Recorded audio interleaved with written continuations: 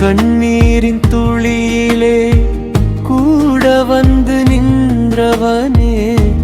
ஓம் எனும் ஒலியிலே உயிர் மூச்சாய் இருந்தவனே,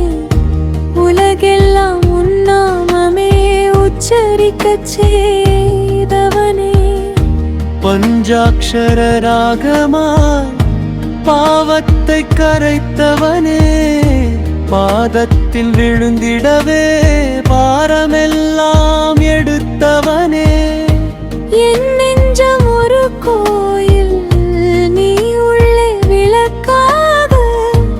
இருள் சூழும் வேளையிலும் இமைக்காமல் காத்தவனே, அமிழ்த்தி